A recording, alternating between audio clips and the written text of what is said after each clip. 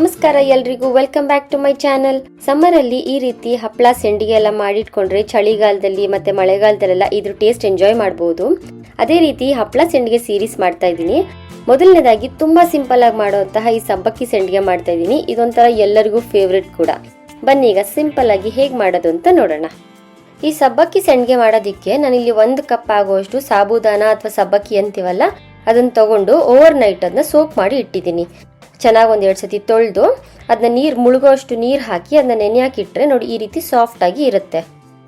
ಈ 1 ಬಟ್ಲು ಸಬ್ಬಕ್ಕಿಯಲ್ಲೇ ಸುಮಾರು ಆಗುವಷ್ಟು ಸಂಡಿಗೆ ಆಗುತ್ತೆ. ಅದರಲ್ಲಿರೋ ಎಕ್ಸ್ಟ್ರಾ ನೀರೆಲ್ಲ ಬಸ್ಕೊಂಡು ಒಂದು ಮಿಕ್ಸಿ ಜಾರಿಗೆ ಹಾಕೊಂಡು ಅದನ್ನ ಗ್ರೈಂಡ್ ಮಾಡ್ಕೊಳ್ಳೋಣ. ನಾನಿಲ್ಲಿ ತೊಳೆದಿಟ್ಕೊಂಡಿರೋ ಸಬ್ಬಕ್ಕಿಯಲ್ಲಿ ಅರ್ಧ ಭಾಗ ಅಷ್ಟು ಮಾತ್ರ ಮಿಕ್ಸಿ ಜಾರಿಗೆ ಹಾಕೋತಾ ಇದ್ದೀನಿ. ಇನ್ನು ಅರ್ಧ ಭಾಗನ ಇನ್ನೊಂದು ಥರ ಸಂಡಿಗೆ ಮಾಡೋದು ತೋರಿಸ್ತೀನಿ. ಇದನ್ನ ಮಾತ್ರ ಚೆನ್ನಾಗಿ ಪೇಸ್ಟ್ ಮಾಡ್ಕೊಂಡು ತರೋಣ. ನಾನಿವಾಗ ಸಬ್ಬಕ್ಕಿ ಕಾಳು ತೊಗೊಂಡಿದ್ದೀನಿ 1 ಕಪ್ಪು. ಅದೇ ಕಪ್ಪಲ್ಲೇ ನಾನು ಅರ್ಧ ಭಾಗ ಆಗೋಷ್ಟು ನೀರು ಹಾಕ್ಕೊಂಡಿದ್ದೀನಿ ಅಷ್ಟೇ. ಇಷ್ಟನ್ನೆಲ್ಲ ಹಾಕಿ ನೋಡಿ ಈ ರೀತಿ ನುಣ್ಣಗೆ ಅದನ್ನ ಗ್ರೈಂಡ್ ಮಾಡ್ಕೊಂಡು ಬರೋಣ. 1 ಕಪ್ಪು ನೆಂದಿರುವಂಥ ಸಬ್ಬಕ್ಕಿ ಕಾಳನ್ನ ರುಬ್ಕೊಂಡಿರ್ತೀವಲ್ಲ ಅದಕ್ಕೆ ಡಬಲ್ ಆಗೋಷ್ಟು ನೀರು ಹಾಕ್ಕೋಬೇಕು. ಈಗ ಅದೇ ಬಟ್ಲಲ್ಲೇ 2 ಕಪ್ ಆಗೋಷ್ಟು ನೀರು ಹಾಕ್ಕೋತಾ ಇದ್ದೀನಿ. ನೋಡಿ ಇಷ್ಟು ಕನ್ಸಿಸ್ಟೆನ್ಸಿಯಲ್ಲಿ ಇದ್ರೆ ಸಾಕು. ಇದನ್ನೆಲ್ಲ ಒಂದ್ಸತಿ ಚೆನ್ನಾಗಿ ಮಿಕ್ಸ್ ಮಾಡಿಕೊಂಡು ಸ್ಟವ್ ಮೇಲೆ ಇಟ್ಕೋತಾ ಇದ್ದೀನಿ. ಲೋ ಫ್ಲೇಮ್ ಸ್ಟಾರ್ಟಿಂಗ್ ಒಂದು ಸ್ವಲ್ಪ ಲೋಲ್ ಇಟ್ಕೊಂಡಿರಿ. ಆಮೇಲಿಂದ ಅದನ್ನ ಮೀಡಿಯಂ ಫ್ಲೇಮಲ್ಲಿ ಇಟ್ಟು ಈ ರೀತಿ ಚೆನ್ನಾಗಿ ಮಿಕ್ಸ್ ಮಾಡ್ಕೊಳ್ತಾ ಇರಿ. ಅದು ಚೆನ್ನಾಗಿ ಮಿಕ್ಸ್ ಆಗಿ ಕುದಿಯೋ ಅಷ್ಟರಲ್ಲಿ ಒಂದು ಚಿಕ್ಕದಾಗಿ ಒಂದು ಮಸಾಲೆ ರೆಡಿ ಮಾಡ್ಕೊಳ್ಳೋಣ.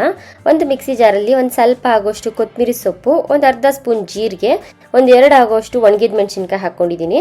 ಇದನ್ನೆಲ್ಲ ಗ್ರೈಂಡ್ ಮಾಡ್ಕೊಂಬರೋಣ. ಇದ್ರ ಜೊತೆಗೆ 1 ಕಡ್ಡಿ ಕರ್ಬೇವಿನ ಸೊಪ್ಪು ಕೂಡ ಹಾಕ್ಕೊಂಡು ಈ ರೀತಿ ಗ್ರೈಂಡ್ ಮಾಡಿ ಇಟ್ಕೊಂಡಿದ್ದೀನಿ. ಇದನ್ನ ಈಗಲೇ ಹಾಕೋದು ಬೇಡ, ಹಾಕಿದ್ರೆ ಅದು ಸ್ವಲ್ಪ ಕಲರ್ ಚೇಂಜ್ ಆಗಿಬಿಡುತ್ತೆ.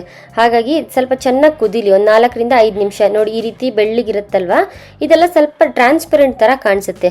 ಒಂಥರ ತೆಳ್ಳಗೆ ಅಕ್ಕಿ ಗಂಜಿ ಕಾಣಿಸಲ್ವಾ, ಆ ರೀತಿ ಕಾಣುತ್ತೆ. ಅಲ್ಲಿವರೆಗೂ ಇದನ್ನ ಚೆನ್ನಾಗಿ ಕುದಿಸ್ಕೊಳ್ಳಿ. ನೋಡಿ ಈಗ ಒಂದು 5-6 ನಿಮಿಷ ಆಗಿದೆ. ಈ ಟೈಮಲ್ಲಿ ಒಂದು 1/4 ಸ್ಪೂನ್ ಆಗೋಷ್ಟು ಉಪ್ಪು ಹಾಕ್ಕೊಂಡಿದ್ದೀನಿ. ಆ ಕ್ಲಿಪ್ಪಿಂಗ್ ಮಿಸ್ ಆಗಿದೆ. ಉಪ್ಪು ಹಾಕ್ಕೊಂಡಿದ ನಂತರ ನಾವು ರುಬ್ಬಿಟ್ಕೊಂಡಿದ್ದೀವಲ್ವ ಈ ಮಸಾಲೆ, ಅದನ್ನು ಕೂಡ ಹಾಕ್ಕೋಬೇಕು. ಈಗ ಸ್ಟವ್ ಕೂಡ ಆಫ್ ಮಾಡ್ಕೊಂಡಿದ್ದೀನಿ. ಈ ರುಬ್ಬಿಟ್ಕೊಂಡಿರೋ ಪೇಸ್ಟ್ ಎಲ್ಲ ಹಾಕಿ ಚೆನ್ನಾಗಿ ಒಂದ್ಸತಿ ಮಿಕ್ಸ್ ಮಾಡ್ಕೊಳ್ಳೋಣ. ಒಂದ್ಸತಿ ಟೇಸ್ಟ್ ನೋಡ್ಕೊಳ್ಳಿ, ಉಪ್ಪು ಖಾರ ಸರಿ ಇದೆಯಾ ಅಂತ. ಏನಾದರೂ ಉಪ್ಪು ಬೇಕಂತ ಅನ್ಸಿದ್ರೆ ಸ್ವಲ್ಪ ನೋಡಿ ಹಾಕ್ಕೊಳ್ಳಿ. ಇದೆಲ್ಲ ಮಿಕ್ಸ್ ಮಾಡ್ಕೊಂಡಿದ್ದಾದ್ಮೇಲೆ ತಣ್ಣಗಾಗಕ್ಕೆ ಇಡೋಣ. ಸಂಡಿಗೆ ಇಟ್ಟು ಸ್ವಲ್ಪ ಬೆಚ್ಚಗಾದ್ಮೇಲೆ ಇದನ್ನ ಒಂದು ಪಾಲಿಥಿನ್ ಶೀಟ್ ಮೇಲೆ ಈ ರೀತಿಯಾಗಿ ಸ್ಪ್ರೆಡ್ ಮಾಡ್ಕೊಂಡು ಇಟ್ಟಿದ್ದೀನಿ.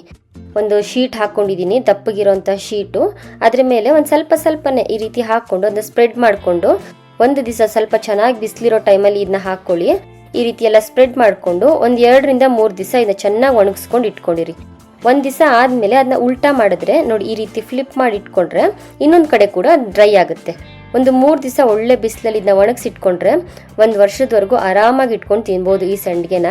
ನೋಡಿ ಎಷ್ಟು ಚೆನ್ನಾಗಿ ಒಣಗಿದೆ. ಈಗ ಒಂದು 3 ದಿವಸ ಒಣಗಿಸಿಟ್ಟಿದ್ದೀನಿ. ನೋಡಿ ಎಷ್ಟು ಟ್ರಾನ್ಸ್ಪರೆಂಟ್ ಆಗಿ ಕಾಣಿಸ್ತಾ ಇದೆ, ಒಳ್ಳೆ ಗಾಜ್ ತರ ಕಾಣಿಸ್ತಾ ಇದೆ ನಂಗಿದು. ನೀವು ಈ ಸಂಡಿಗೆನ ಟ್ರೈ ಮಾಡಿ. ಇದೊಂಥರ ಬಿಗಿನರ್ಸ್ ಸಂಡಿಗೆ, ಇದು ಫೇಲ್ಯೂರೇ ಆಗಲ್ಲ. ಅಷ್ಟು ಈಸಿ ಮತ್ತೆ ಟೇಸ್ಟಿ ಆಗಿರುತ್ತೆ. ನೋಡಿ ಈಗ ಬಿಸಿ ಎಣ್ಣೆಯಲ್ಲಿ ಒಂದು 2-3 ಫ್ರೈ ಮಾಡಿ ಇಟ್ಕೋತಾ ಇದ್ದೀನಿ. ಎಷ್ಟು ಚೆನ್ನಾಗಿ ಹರಳ್ಕೋತಾ ಇದೆ ನೋಡಿ. ಎಷ್ಟು ಚೆನ್ನಾಗಿ ಹರಳುತ್ತೋ ಅಷ್ಟೇ ಕ್ರಿಸ್ಪಿ ಆಗಿರುತ್ತೆ. ಈ ಸಂಡಿಗೆ ಎಲ್ಲ ಚೆನ್ನಾಗಿ ಒಣಗಿದ ಮೇಲೆ ಒಂದು ಏರ್ ಟೈಟ್ ಕಂಟೈನರಲ್ಲಿ ಹಾಕಿ ನೀವು ಸ್ಟೋರ್ ಮಾಡಿ ಇಟ್ಕೊಬೋದು. ನೋಡಿ ನೋಡೋಕೆ ಕೂಡ ತುಂಬ ಚೆನ್ನಾಗಿದೆ. ಅನ್ನ ರಸಂ ಜೊತೆ ಅಂತೂ ತುಂಬ ಚೆನ್ನಾಗಿರುತ್ತೆ. ಇಷ್ಟು ಕ್ರಿಸ್ಪಿಯಾಗಿರೋ ಸಂಡಿಗೆನ ನೀವು ಟ್ರೈ ಮಾಡಿ. ಹಾಗೆ ಹೇಗೆ ಬಂತು ಅಂತ ಕಮೆಂಟ್ ಮಾಡೋದು ಮರಿಬೇಡಿ. ಹೀಗೆ ಸಿಂಪಲ್ ಅಡುಗೆ ಸೂಪರ್ ಟೇಸ್ಟ್ಗಾಗಿ ನನ್ನ ಚಾನಲ್ನ ಸಬ್ಸ್ಕ್ರೈಬ್ ಮಾಡ್ಕೊಳ್ಳಿ. See you in the next video. Thank you.